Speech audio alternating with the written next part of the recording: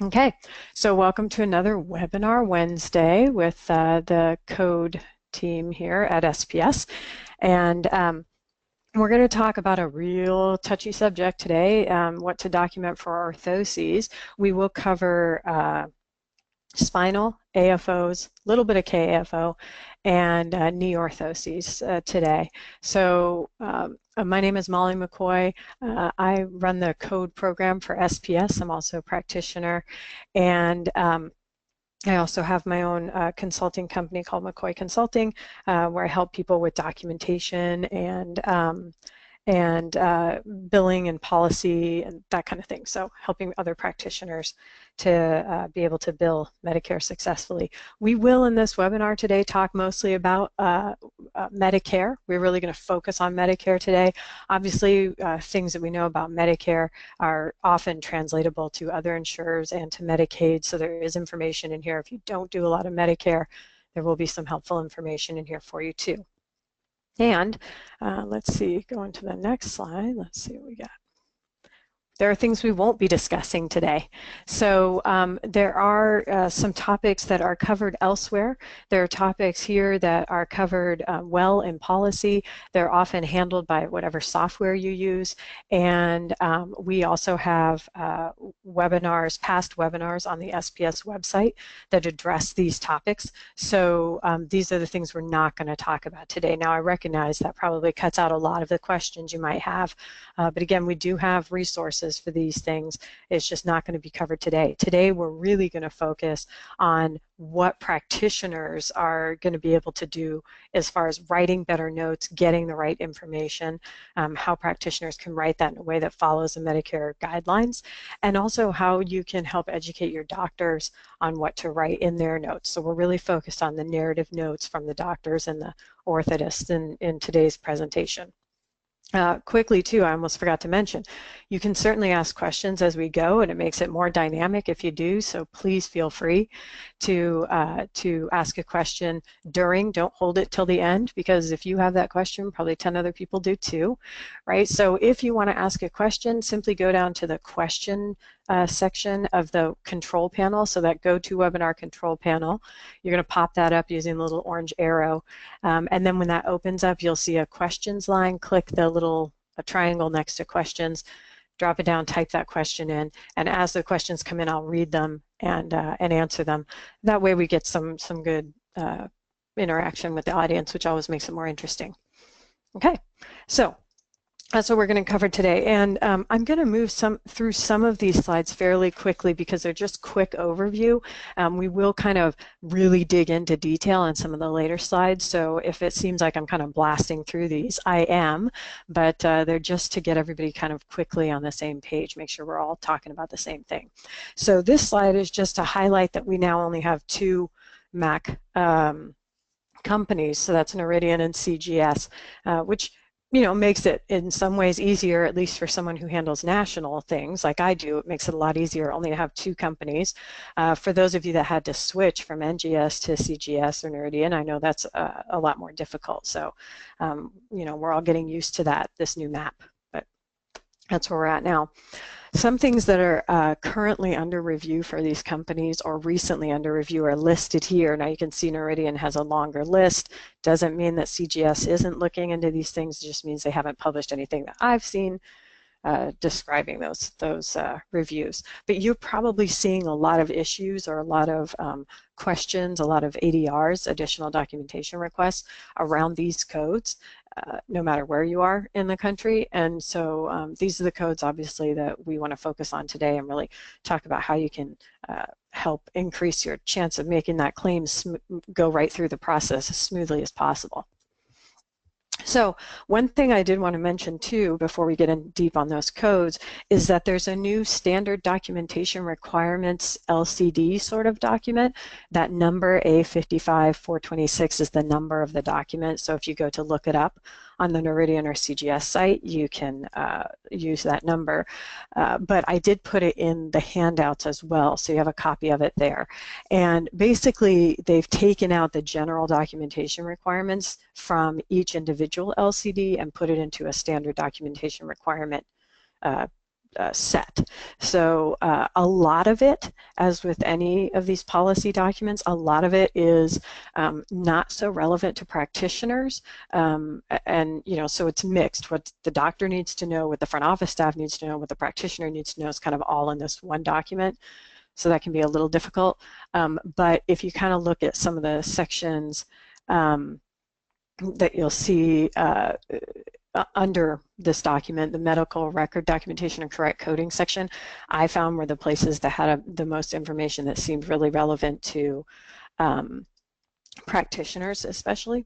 So anyway, you can certainly look at those. I would say, of course, read it, absolutely read it. If you're a practitioner, read it. Don't think it's just for the front office or just for somebody else. It's definitely for you. And like I said, it's in your handouts if you want to take a look at it, but it's kind of an interesting switch. So, all right, and then one thing I definitely want to make sure we're all on the same page with is the difference between off-the-shelf, custom fit, and custom made. Those are the terminology, that's the terminology that we need to all be familiar with, and we need to be on the same page about. So just again, to be clear, and I'll do this quickly because I'm sure you guys have seen these definitions. In your handouts is this document, the correct coding definitions used off the shelf, blah, blah, blah. This one you see here from October of 2016, that's in your handouts. You can pull that up. It is a joint DME MAC publication, you can see there. So that means all the MACs went together, both, I guess at this point, both the MACs went together and created this document to outline the difference between off-the-shelf and custom fit.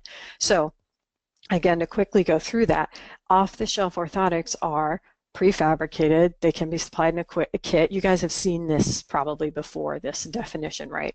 They require minimal self-adjustment, blah, blah, blah. It doesn't require the expertise of a certified orthotist. So that's those are what defines an off-the-shelf brace, that it doesn't need the expertise of a certified orthotist. Also, there's something to highlight there that, adjustment of straps or closures, bending or trimming for comfort, etc., mean that they fall into that category. So again, just super minor adjustments would make it fall into the off-the-shelf category like you see here. Okay, so that just to, again, make sure everybody's on the same page, right? Now the custom fitted orthotics, if you haven't seen this, especially as a practitioner, maybe you haven't really delved into this particular definition, but it's super important that we know the difference here. And the big key component is that these are also prefabricated devices. There is actually no difference between the actual item, the actual device that's listed under the OTS code or the off-the-shelf code and the custom fitted code. The difference is what you do to it. So I know you've probably heard that before too.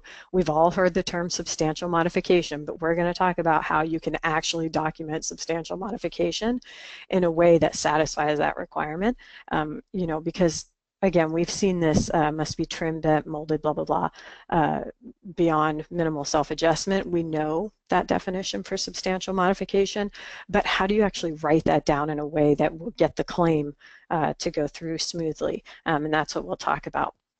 But I wanted to point out here that the substantial modification is, as it says here in this highlight, is defined as changes to achieve an individualized fit of the item, and it requires expertise, right? Someone with special training, an orthotist. It requires someone that can make those changes. So I'm going to talk about it again in more detail as we go forward, but I think that's a key thing to have in your mind right now, is what that difference is, right? So this is the same brace, right? The custom fitted brace would be the same brace as that off-the-shelf brace with a different code. And what the code is saying is that you get the same item and you're getting paid the same amount. The reimbursement is the same as well, but you have to do more notes, right? So you have to do more notes to explain how you made it individually fit to that patient. Why is that so key? Why is that important? I'll tell you why. Competitive bidding language is why that's so important. Now, okay, it looks like I made a left turn here. I know it looks like I probably went off away from our main topic, but this is something I find really compelling, really interesting.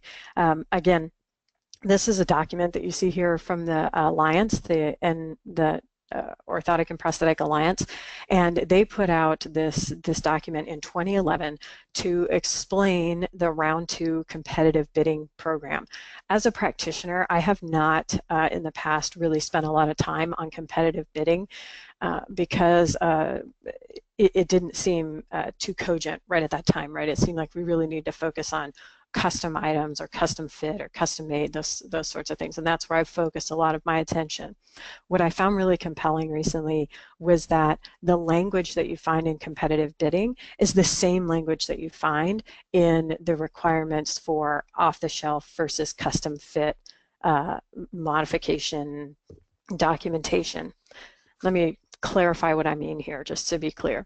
So I'm going to commit a cardinal sin again here, I know, but I'm going to read this right off the slide because it's important. Bear with me here. There were exemptions from competitive bidding originally for prosthetics and orthotics, except for some off-the-shelf orthotics. So originally we were excluded, right, except for a few off-the-shelf orthotics. The basis for the broad exemption for orthotic and prosthetic care is clinical, service-oriented, and customized nature of O&P. And that, because of that, it doesn't lend itself well to being used in a competitive bidding way, right? So our custom fit, custom made items in prosthetics and orthotics are not the same as what you'd see in DME-based commodity items, and therefore they don't really belong in competitive bidding. That was the argument that we made as a group. That was the argument that P&O made to Medicare and CMS and all those guys, and we said, look, you don't want to include P&O in this because it doesn't fit your, you could have some of those off-the-shelf orthotics, some of those things that we do put on people that don't take a lot of adjustment and maybe don't require so much expertise. But as a whole, in general, what we do is provide care to a person. And in providing that care, we're using our clinical knowledge and our expertise. And that's an important distinction. Okay, so that's what we told Medicare and Medicaid when they came out with competitive bidding, right? I'm sorry, Medicare, not Medicaid, but Medicare. Okay. We went on to say, right, all of the orthoses described by the codes that they put in for orthotics require no adjustment on the part of the practitioner. These are off-the-shelf devices. They should be clearly defined and separate. And more complex orthoses, where factors like rigidity, design, sizing, adjustability, follow-up care, and what have you, should be in a separate category, like a prefabricated or custom fabricated. And those separate categories would require professional involvement and expertise. This is starting to sound familiar, right? So the language that went into competitive bidding was, we said, you should take out all our custom stuff. Don't do that in competitive bidding. And you should further separate the off-the-shelf items that we do, say in orthotics, as things that can be prefabricated but need to be fit to a person with using our expertise, and those items that are just off the shelf and could be fit by anybody. You just buy them like you would at a drugstore. Okay, so it was defined in such a way where they said there are off-the-shelf orthotics that can be just purchased and put on, again, like you find in a drugstore. They don't need any special expertise. Pull it out of the package, slap it on you, you're good. And then they use that operative language, as is listed here, under minimal self-adjustment. That language illustrates that the orthoses that can truly be purchased from a pharmacy or medical supply company, pulled up off the shelf in a box and used with minimal adjustments, do not require any expertise for trimming, bending, molding, assembling, or customizing. And in short, it describes a very low complexity device. Okay, so I went through all that. I know that was long. I went through all that for a good reason.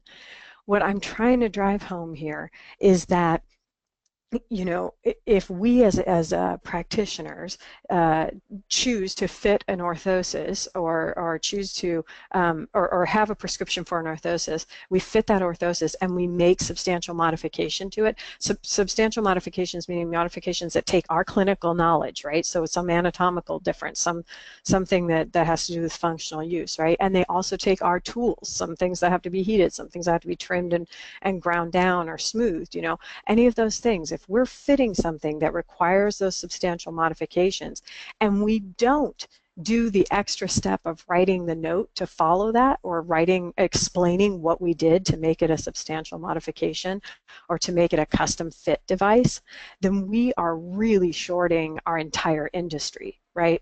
So if we take the easy way out and say, well, we're not getting paid anymore to do the off-the-shelf versus the custom fit, and we have to do all these extra notes with the custom fit, so what's the point? Let's just save ourselves the hassle and bill for the off-the-shelf, even though we did a custom fit, even though we did the steps of custom fitting the device.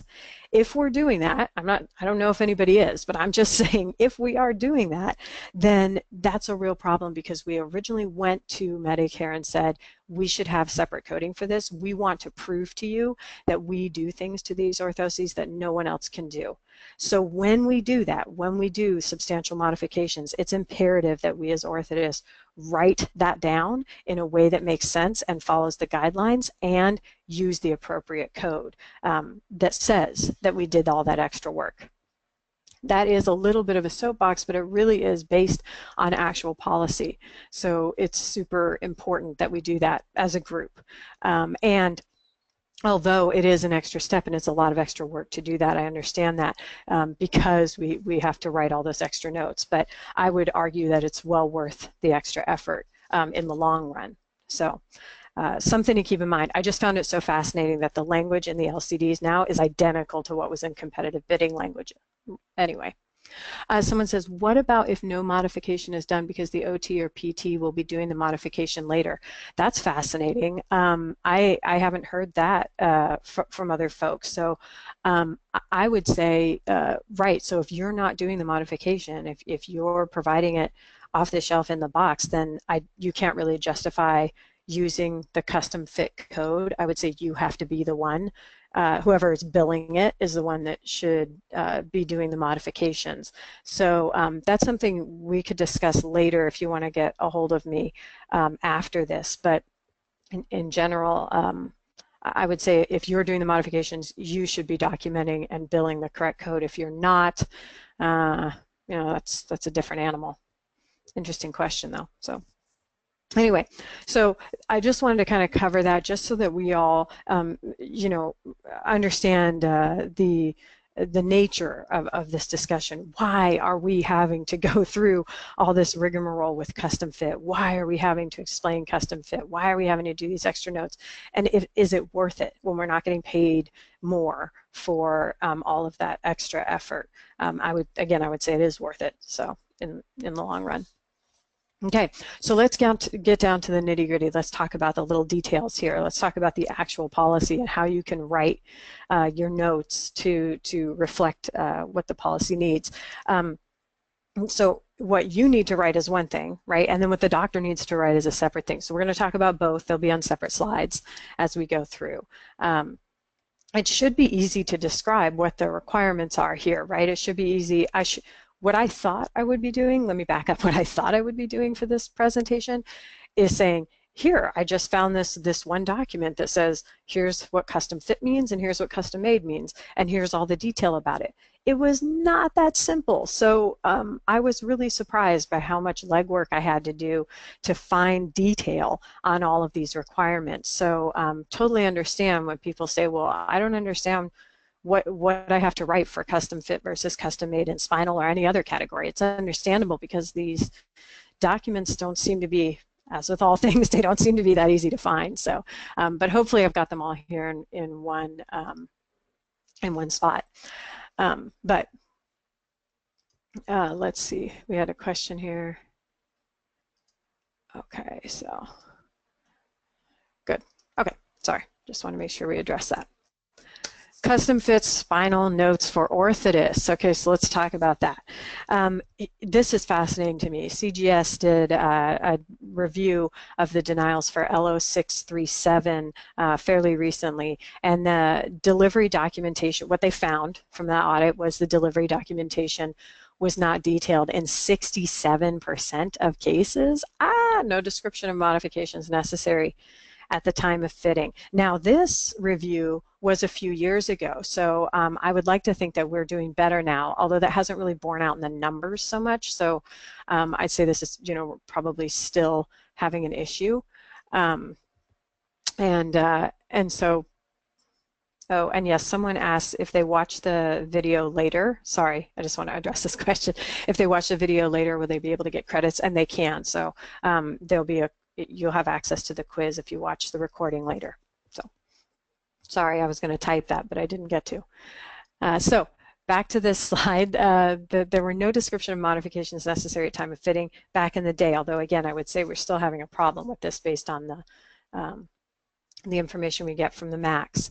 So what do you have to write for a custom fit spinal orthoses as an orthotist? You need to write the basics, which are the ones you've probably already heard before. You need to write, does it reduce pain by restricting mobility, or does it facilitate healing, or, right, these are all the or statements.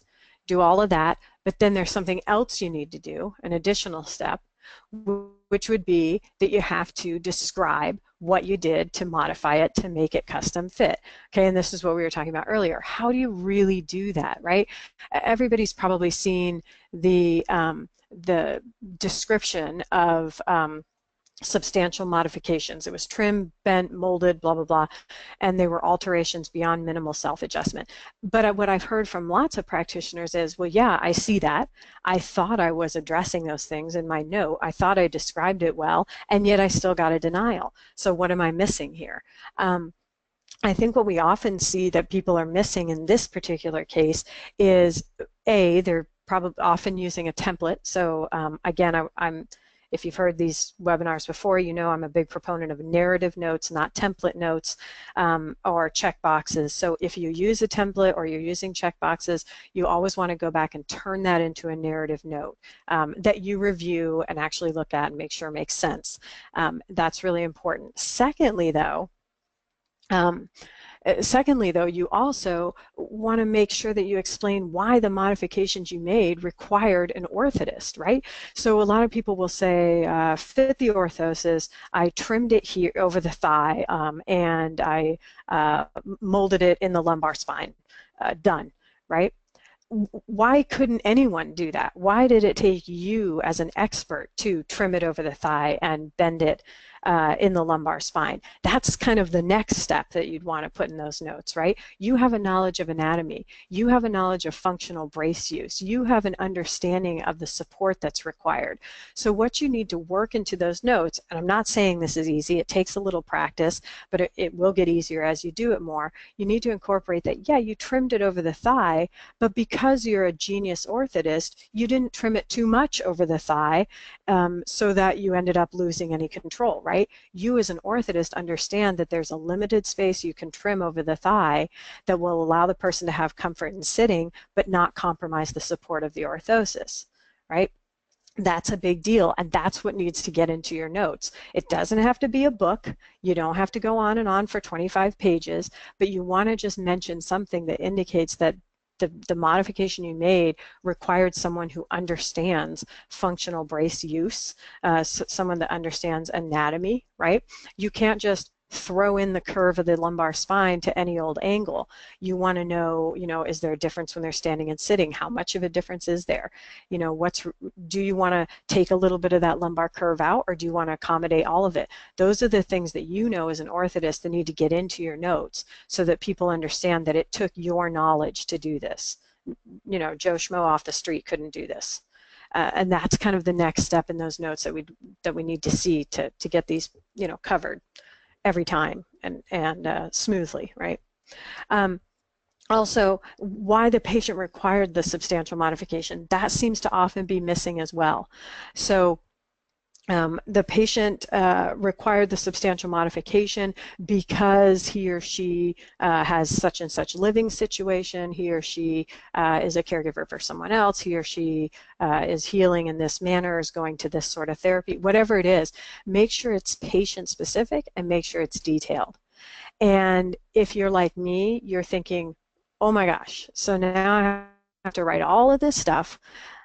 for an item that used to be pretty quick, used to be something I could throw on, make it fit, make it work well, and not have to worry about the notes, and I could focus on the 6 hours of notes I have to do for prosthetics or what have you. It's unfortunately where we are today is that the notes are going to take, you need as much detail now, almost as much detail now for orthoses as you do for prostheses, which is it's a painful thought. But this is where we start to modify our practice flow so that we can accommodate this new requirement of notes. So I apologize, I don't have some great happy rainbow sparkles kind of message for you today, but the fact is we just need to get this stuff into the notes in a way that makes sense. So again, I would say just make sure that you're really explaining the modifications you made, why you made them, and why it took your knowledge to make them, and what it's going to do for the patient.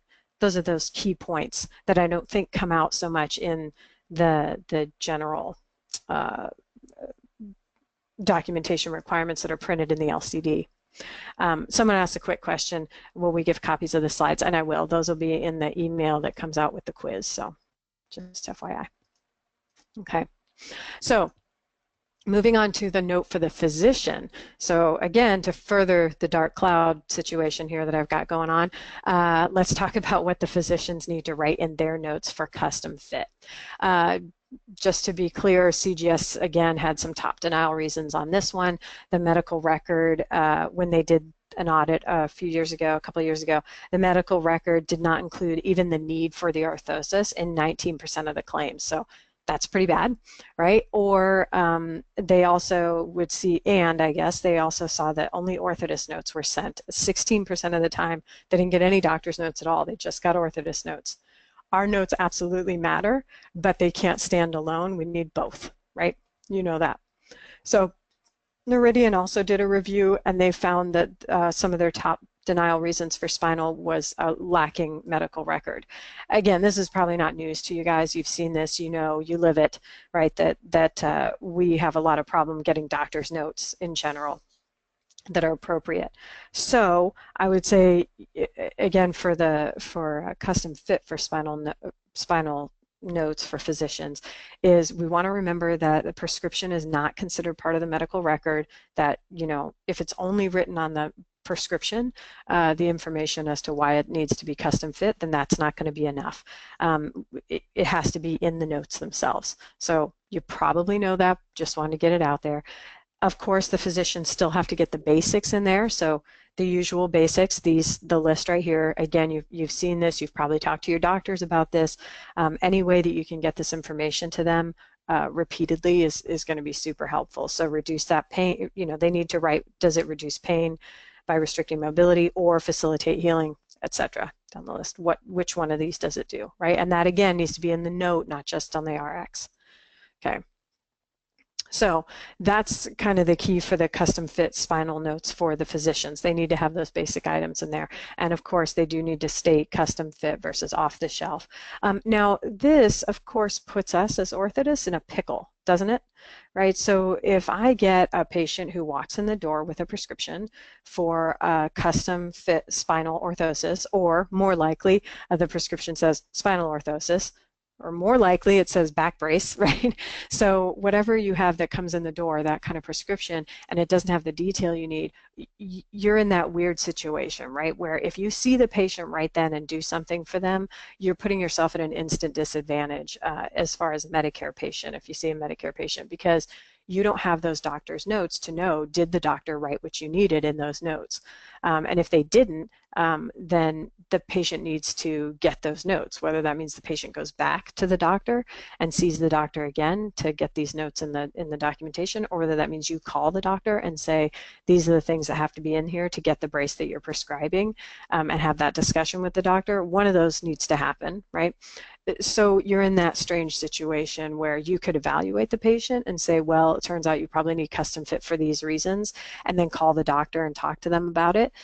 All of those are okay ways to go. If you look at say the final rule on pre-authorization, which is, again, it looks like I'm making a left turn, but stay with me here. So if you look at the pre-authorization rule, down in the weeds of it, it says that one of the goals of the pre-authorization ruling is that doctors and suppliers, again, we're the suppliers, right? Unfortunately, that's us. But doctors and suppliers need to collaborate more frequently in order to deliver the most appropriate device. So working with your doctor is not only appropriate, but encouraged. The problem happens when we just give the doctor the words to say. If I just see the patient, say, okay, this is what you need, give the doctor the notes and say, put this into your notes, or read everything I've just written down and put it into your notes, and the doctor isn't really involved in the process of coming to the same conclusion that you did, that's where you have the problem. But a discussion with your doctor, a discussion with the patient that they then go back to their doctor with, those are all okay. You just don't want to be sort of cutting the doctor out of the process by giving them the words to say. And again, I hear you probably thinking right now, but that's what the doctor wants. The doctor wants us to just handle it. And I understand that, absolutely. But unfortunately, Medicare says that's not how we are going to do it. So although it's still hard to educate our doctors to help them understand that, the fact is they need to be involved in the decision, and that needs to be reflected in their notes. Someone says, do notes need to be in physician clinical notes only, or can it be in a whom it may concern letter or any other documentation? Thanks, that's a great question. So a letter won't work, right? A letter, or like a letter of medical necessity, or as you put it here, a whom it may concern letter. So if the doctor comes after the fact and says, oh, by the way, I agree with what the orthotist said, I want this patient to have this brace, and yes, it needs to be custom for these reasons, and they're kind of saying what you've found in your evaluation, that won't work. So those are fine support documents to have if you want to have that, but they can't stand on their own. So it needs to be in their actual notes. It can't just be on the prescription. It can't just be in a letter. It can't just be in a document that you make that they sign. None of that will work. It needs to be actually in their notes. And in their own words, ideally, right? So again, you can't cut the process by saying, oh, it's in their notes because I gave them a document that said everything that they should say, and then they just copied it into their notes or read it into the dictation. That doesn't work. It gets noticed. That's obvious when we do that, and you can't do it that way. So a phone call to the physician, a discussion about it is the way that is best to handle that. And then someone asked, can the doctor amend the notes? That is doable. Now, here's a touchy situation, right? Could the doctor go in and amend the notes? Could you have the patient come in, they have a stupid prescription that just says back brace, you see the patient say, well, this is what you need, custom fit, blah, blah, blah, and this is why. And then you call the doctor and have a discussion with the doctor and say, here's what I found. These are the Medicare requirements for your notes. Could you make an amendment saying that? They can, but the amendment has to be written in such a way that really follows the requirements of Medicare. And what that means is the doctor can't say, I spoke to the orthotist says that the person needs custom fit for these reasons, so that's why we want custom fit done. Ideally, the amendment would say something to the effect of, I actually did notice that this person had a huge pendulous abdomen, and while I didn't document it originally in this note saying that they might need a custom fit orthosis because of that pendulous abdomen, I did notice that when I saw the patient on this date, and I made sure to, and I understand that that causes the patient to need a custom fit spinal because the belly is too big to be accommodated in a non-custom, something like that. So the key being that the doctor needs to make it understood that they weren't fed this information, they weren't given this information from the orthos, they actually noticed that, but didn't realize that they had to write it in the note, or didn't realize how they needed to write it in the note, something like that, right? So just make sure that your amendments aren't regurgitated words that you give the doctor. Make sure the doctor is putting it in a way that says, I had a discussion with the orthotist, I understand that this is what's going on with the patient, I see the need for this, etc. And I did notice this on my original evaluation. I know that's a little vague, I know that's not quite black and white. I hope that answers the question as far as makes it clear what they're looking for. I wish I had a more succinct way to say it, but the bottom line of it is that it really needs to be that the doctor is just saying, I knew this to be true, and it didn't make it into my note, but I'm adding it now. So hopefully that helps or answers the question. So an amendment is okay, but it needs to be worded properly, bottom line. So moving to custom-made spinal notes for orthotists. So back to the orthotist note, but for custom-made spinal. That one, you still need all the basics, right? And then you need a functional evaluation that corroborates with the doctor's notes. So all those basic things, or one of those basic things, right? And then you need to do a functional evaluation. This is where you come in and say, okay, I got the doctor's note. The doctor's note says that this person needs a custom-made spinal orthosis because we're going to reduce pain by restricting mobility of the trunk, and this person has a pendulous abdomen, therefore we need to do custom made. Okay, that's all in there. You saw it in the doctor's note. You reflect it in your note. And I've done a functional evaluation where I see that, yes, this person's having pain when the spine is moving, so we want to lock that down. The patient does have a pendulous abdomen that will not be able to be accommodated in an off-the-shelf orthosis of any kind. So we're going to make a custom, and the way we're going to make that custom brace functional for the patient is this, and this, right? We're going to accommodate the abdomen. We're also going to cut out the thigh so they can sit down. We're going to make sure that we don't cut it so high that we lose any kind of control of the spine, et cetera, whatever you did to it, right? So that's what your notes have to have for custom made, right? And then the physician's notes have to have similar thing, right? They have to have all the basics again, or one of the basics there listed as usual, plus the doctor's note needs to say why the person needed custom made rather than prefabricated. Again, does this put us in like the worst situation? Yes, it does. This requirement puts us in a really bad spot because it upends everything we've been doing since the beginning of P&O. We've always had the situation where the patient comes in with a prescription. The doctor says, I know this guy needs a back brace, but I don't know what type, and it's not my specialty to understand that. So I send them to the specialist who is going to make that decision, and that's us, right? Unfortunately, that has changed. In the new way of doing things, the doctor needs to write before the patient even gets to you that this patient needs a back brace, but they also need it to be custom because of these reasons. That's really hard, really, really hard. Again, I would go back to that the same situation as with the custom fit. Oh, sorry, that was my step stool there. Sorry. I would go back to the information about what you did for custom fit. You've got to be able to get to the doctor in a way that explains that that doctor needs to write. If they think they need custom, they should write that in the evaluation. If they're not sure, then they should call and have a discussion with you and see, which way to go ahead of time. If they still didn't do that and they just sent them over, you need to call the doctor and have a discussion with them. The whole idea is that the orthotist and the physician need to work as a team to make sure this person gets the right brace. And so all of those discussions are going to be documented. If you still can't get a hold of them, you can't get a phone call in, they're not calling you, the communication isn't there, then you recruit the patient, right? Patient comes in with this script, doesn't have what you need, you show the patient this is what Medicare requires for this thing to be paid through your insurance, through Medicare. So unfortunately, you have to go back to the doctor and have that discussion, or I'll go with you. I know that's a crazy hassle and probably not realistic, but it's one yucky option.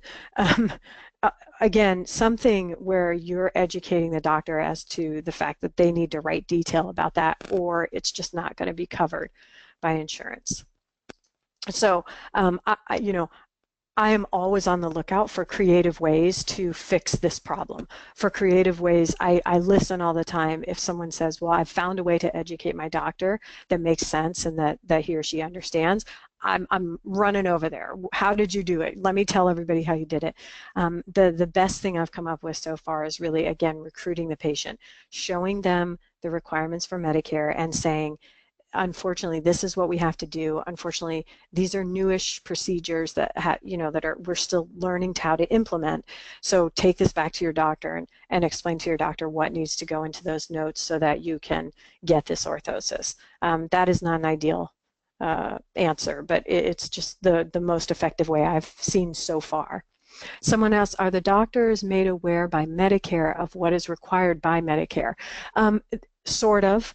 So Medicare certainly has materials to help educate the doctor about what's required, but Medicare specifically states in multiple places in their publications that we as orthotists and prosthetists are the ones that are responsible for educating the doctor on what is needed and educating the patient on what is needed. So yes, Medicare has some information out there. They do send it, but much like the stuff we get from Medicare, it's a little opaque, hard to read, hard to get through. But they do have that documentation out there. They expect us to be the ones training the doctor, and they say that in no uncertain terms. So someone says patients are not happy when they come to the office and are told they can be provided a brace because of the doctor's lack of noting. This looks like we're throwing the doctor under the bus. Yes, to both the patient and the doctor. It absolutely does look like that. And I agree. This is the sticky situation that these requirements from Medicare have put us in. And absolutely correct. It's not pretty. So we are in the position of having to find a diplomatic way to do this. Again, I would say the most diplomatic way I've found is to call the doctor when you get that prescription and say, here's the prescription, here are the requirements, how can we work together, right? And make this work. Obviously, you don't want to just send the patient back, not having discussed this with the doctor or the doctor's assistant or whatever. But you're right, it's a really bad situation. Having said that, there's no getting around it, unfortunately. So if you want the claim to be paid, this is how it has to be. One thing that might be helpful too is to show the doctor the and the patient maybe the denial rates. So you can bring up the Noridian or CGS reports on the audits that they do and say, look, these are how many are denied because of these this chart notes that aren't appropriate. It's not just that one doctor, right? It's every doctor. We're still learning this. These are new requirements, right? And so all of that is to maybe help make it a more diplomatic discussion where you say, look, everybody's having trouble with these requirements, but these are the requirements. How can I help you understand them and get them into your notes, right? Someone else says, is it okay to get an ABN due to these requirements not in the medical record after we tried and tried, or is that not acceptable? So your ABN is up to you. If you write that in there and you have made the effort and you make the ABN very specific, then yeah, there's no reason you couldn't. ABNs are open, you know, they're open on purpose, so you can make them what you need them to be. But yes, you absolutely could. Again, oh, and then she says we have one doctor who refuses because it's not his specialty. Yeah, I have done a presentation a while back where I was saying, you know, we're in the position now where sometimes we might have to fire a doctor, and that is so hard because we can't afford to lose referral sources. I totally understand that, but we also can't afford to have notes that don't work and to have denied claims all the time, right? Those are both untenable situations. So when you run your numbers and you see that one doctor stands out as never getting you what you need and is causing a bunch of denials, that affects all of your other claims. So at some point you may have to fire a doctor. I know that's not a great answer. I know that that's not good for business, but again, neither are those kind of denials. So we have to work with as a team with these doctors. Medicare is requiring that, and if you can't get your doctor on the team, you know, it's really detrimental to your business. So it's something to think about. So yeah, those are all great questions, great points. I know these aren't easy things, but again, I would say the message here is we have to make these changes and we have to start pushing the doctors, and slowly they will come around. You know, hopefully it won't be so slow that it sinks anyone's ship, right? Because I know everybody's tight, so it's tough. The message moving forward with knee orthoses is kind of similar, although there are some little caveats here we'll talk about, but the basic idea is similar. Oh, we have one more question. Can we put off scheduling a patient until we receive and review doctor's notes for appropriateness? I certainly would. You know, they're saying that you need to be corroborating the doctor's notes, and you can't corroborate a doctor's note that you don't have. So yeah, I would say absolutely. If you can do that, it's not a bad idea to, when the patient calls or comes in, to say, okay, we're going to get you scheduled for 2 weeks, and that's when we'll have the notes, and that's when we can have a discussion, etc. So yeah, definitely the case. Someone says, if a doctor sends someone for a physical therapy eval for the brace, will that be accepted by Medicare? Does the doctor have to do more after that? So doctor's notes are imperative here, but yeah, absolutely, physical therapy notes can help.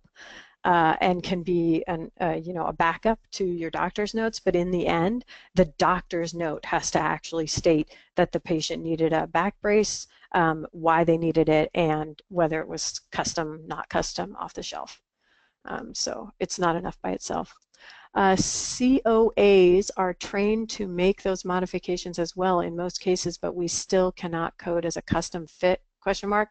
So again, there's a list of who is an appropriate provider for custom fit, and it says someone who has specific training or expertise in fitting orthoses or in modifying orthoses. So you can look at that and make a determination as to whether you think that's appropriate or not. My understanding is it needs to be an orthotist, or I think it says doctor or physical therapist, something like that. So you can take a look at those regulations and see if you agree with that. There's a certain level, right, of expertise that the person needs to have. So I would say my understanding is that it has to be an orthotist.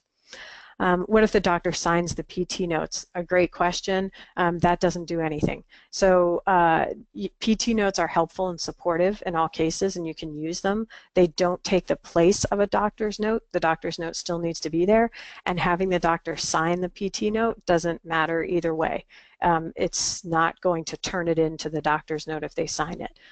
So there's no need to have the doctor sign it. It's not going to allow it to take the place of their notes.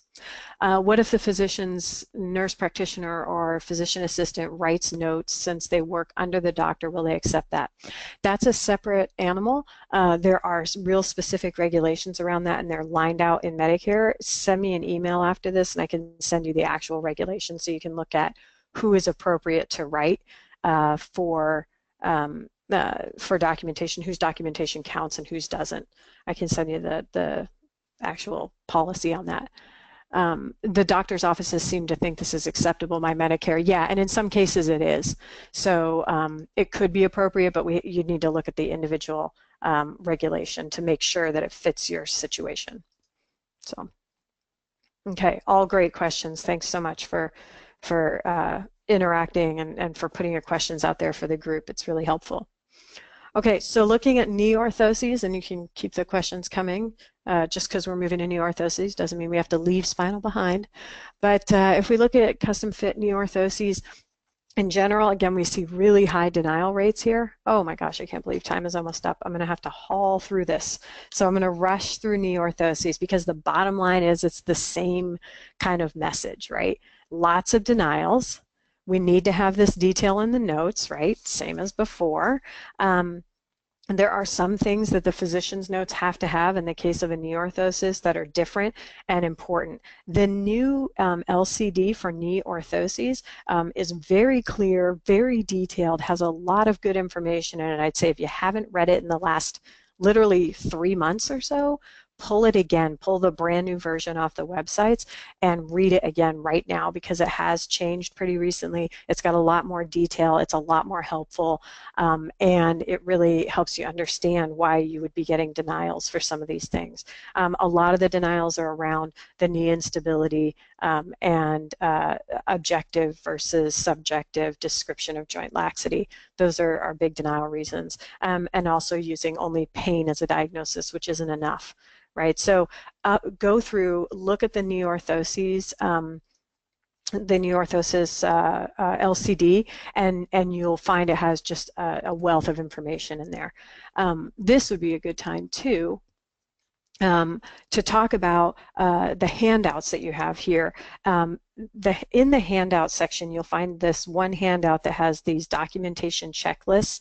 These are from Noridian, but I would say they'd work as a great starting place for those of you who have CGS as your Mac also. So if you pull that down, you'll find that what they've listed there is all the things you need to have in your notes and in the doctor's notes and in the claim in general for the knee orthosis, the spinal, or the AFO.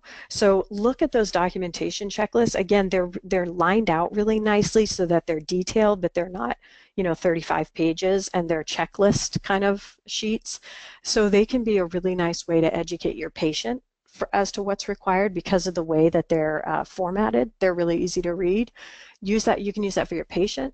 You can use that for your doctor. You can use that for your own staff, whatever you want to do. But I would encourage you to take a look at those checklists because they really kind of boil the LCD down into something that's very clear and easy to read, and they can be super helpful for educating whoever you need to educate. So definitely check those out in the handouts. They're also on the Noridian website. Again, if you have CGS, I would say go to the Noridian website and check them out. And then someone says, do you have a good shortcut for the new orthosis checklist, including specific diagnoses for group 2 and 4? Actually, the specific diagnoses group for group 2 and 4 are in the LCD in a chart. So I think just right in the LCD, the chart is super easy to read, and has all of the group 2 and 4 diagnoses codes. It's easy to read, but of course it's like 64 pages because there's so many with the ICD-10. There's so many codes on there, but you can make a bookmark for it on your computer and pull it up, and then you can scroll through that, and it's actually listed pretty clearly. Again, for how many codes there are, it's pretty clear. But so definitely I would use that. The LCD itself. Okay, so we're gonna breeze past this because I can't believe I'm almost out of time. That was like the fastest hour in the history of hours. So one thing I did want to point out that's kind of a big deal was that you need to have, for the custom-made knee orthosis, the documented physical characteristic for the reason for it to be custom-made. This is going to need to be in your notes and in the doctor's notes. So I don't have it on both slides, but it needs to be in both. And there was an interesting line from one of the Macs that said that, actually I think it's right in the LCD, suppliers should consider prefabricated alternatives if there is a perceived need for custom made, and make sure that there isn't another way to do it. So you would want to document that you did consider non-custom alternatives. Okay, moving to custom fit AFOs. Again, really high denial rates here, but notice the code. This is for 4360, so that's for the pneumatic walker, right? So that it's a little more understanding. There'd be a higher denial rate for that, I think. Understandable, I mean, because a lot of non-P&O people are fitting these. But suffice it to say, I'm sure there are plenty of P&O folks that don't have the detail in there either, so we'll talk about it. Again, same thing, substantial modifications, etc. But what is interesting is that in some of the documents from Noridian, they have a special note at the bottom that says, keep in mind that a substantial modification is not assembly of the item, installation of the add-on components, or the use of some basic materials in preparation. That doesn't turn it into custom fit. If you assemble it, add the components that it comes with, or use some basic materials to prep it, right? Meaning like you cut the strap or something. Those aren't modifications that make it custom fit. So that was a helpful add-on, I thought, a helpful additional note to understand. I did have someone tell me the other day, well, I think this was custom fit because, and this was for a 4360. I think it was custom fit because the guy I fit this on was diabetic, and he had this toe deformity that caused the big toe to be sort of up on top of, right? We've seen this before, up on top of the second toe, which made it a lot taller than the rest of the toes. Therefore, the top shell of the orthosis, the front shell, I had to actually heat mold and make this big bubble over the toe to accommodate it. Wouldn't that be custom fit? Oh yes, that would absolutely be custom fit. That took your anatomical knowledge of where that toe is going to be when they're standing and sitting and what kind of a, you had to know not to cut it out, but instead to accommodate it with the plastic. It took your special tools, a special heat gun and special tools to get it pushed out. And it took, and it absolutely was necessary for that specific patient because of a specific deformity that patient had that needed accommodation. Absolutely, that fits the custom fit code. However, if you made all that modification and you didn't write it down and you coded it as custom fit, that would be a denial. Yes, it fit the code, but you have to write it down or it never happened, right? And then it doesn't fit the code. Right? So this person was saying, but I got it denied. I look at the notes and it's, oh, well, you got it denied because what you just told me was not in the note. So keep that in mind. It's really got to be written down, which again, I'm not saying is easy. I'm not saying is quick. I'm saying it's going to take you getting used to it and it's going to take time to get good at that, but it will get easier. And it's imperative to get these claims passed. So custom fit. AFOs need, again, basic criteria. Notice these are and statements, not or statements, just throwing it out there. And the physician also has to have those basic requirements met in their notes. Again, that's not hard. And then much like we saw with that's not easy is what I meant to say. Again, much like we saw with the KO, you have to have all the basics for custom made plus the functional evaluation that would corroborate the doctor's notes. And the doctor's note needs to have all of this information. Not easy to get. Again, I would say you have these checklists that might be a good, helpful way to educate the doctor as to what needs to be in there. Again, because it's printed and created by a Mac, it kind of gives it a little more weight as well. So hopefully that's helpful to get them educated. But unfortunately, this is a serious education campaign on our part that needs to happen. Okay. I want to give you a quick example before my time is completely up, although I'm probably right there. And I have 1 minute. I apologize, I didn't leave any question time at the end. But here's an example of a physician's note that I recently saw for a patient with MS, 74-year-old female. She needed a custom fabricated KAFO, similar situation here. She had, this is what the doctor's note actually said, along with some other things that were very helpful. Pain in the knee and the whole lower extremity. The doctor wrote that there was significant weakness. The patient couldn't ambulate without her brace. That's great. Then she wrote she uses a wheelchair as her primary means of getting up and down. A little vague, a little weird, concerned that it says wheelchair. That's a problem, right? But the doctor went on to say the current brace stops hyperextension but allows flexion. And because the leg is pretty much paralyzed, that's not very helpful, right, to have a brace that only stops extension or only stops hyperextension. So the doctor writes the patient needs a new KFO with a drop lock to prevent that hyperextension and also to prevent flexion. That way she can walk in a straight leg locked position. And the doctor added, how nice, that the patient recently injured her ankle due to a fall from that brace that is not appropriate anymore, the brace she currently has. Further evidence that she needs a new KAFO that has the drop lock. Fabulous notes. When I read this, I thought, this is great. This doctor has written like 3 paragraphs just about the brace. It was amazing. It was all in her own words. It was nice and clear. We get the idea. And then as I go down, I realize, oh no, it doesn't say what we needed to say. It was a great note, it had great information, but it didn't satisfy the requirements for Medicare. It was the most frustrating day I've had in many, many days, I would say, because this doctor was really trying, being super helpful, writing amazing stuff that makes all kinds of sense, and then it still wasn't going to get us what we needed. So this doctor doesn't need to be educated on orthoses necessarily. This doctor clearly understands the need for the orthosis, understands what is happening functionally for this patient. All this doctor needs is a little bit of education on what's required for Medicare. This would be the perfect doctor to talk to with the checklist and to say, this is a fabulous note, really appreciate that, but what we actually need it to say is this, this, and this. Right?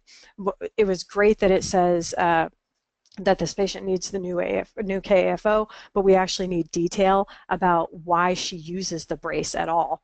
right? Why she doesn't just use the wheelchair. If I read this note and I'm Medicare, I'm thinking, well, you already have a wheelchair. Why do you even need a KAFO? Why are you walking and rolling, right? Why can't you just do one? Medicare doesn't care if I can do both. They only want to pay for the one that I use most often. So, you know, this is a discussion that you can have with the doctor. This is a discussion over the phone or a letter that you write or an appointment you make to discuss with the doctor, whatever it is.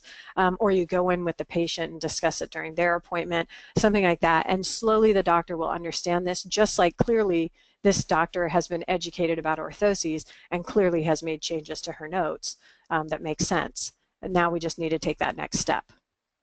So that was just one actual example I want to share with you. So out of time, but I want to say super quickly, this is a program, the CGS Community Coach Program. You have a handout about this, so I'm not going to go into detail. But notice you have actual people in jurisdiction B and C for CGS. You have actual human beings, I've listed their names here, that you can go to and get private coaching about Medicare policy and information on how to follow the rules and information to help you be better at all of this. So again, you have a handout that covers this if you're in a CGS area. Look that up and employ these people to come in and talk to you about how you can do better, and also to hear your concerns about how difficult it is for you to educate the doctor. This is a great time for you to say, look, we understand the policy to mean this, and then how can we educate the doctor better than we already are? Give us some tools to do that. They need to hear that, and this is a great program where you get an actual human to talk to, someone who's assigned to you, and that's gold. So I would say take advantage of this great program if you can. Someone said Medicare won't cover a wheelchair and KAFO if you use both part-time, ? That's not necessarily the case. They absolutely could cover both. The situation is you want to make a really strong case why the person needs both, and that strong case wasn't made in that example. It simply said the person needs to walk straight-legged even though her primary means of mobility was a wheelchair.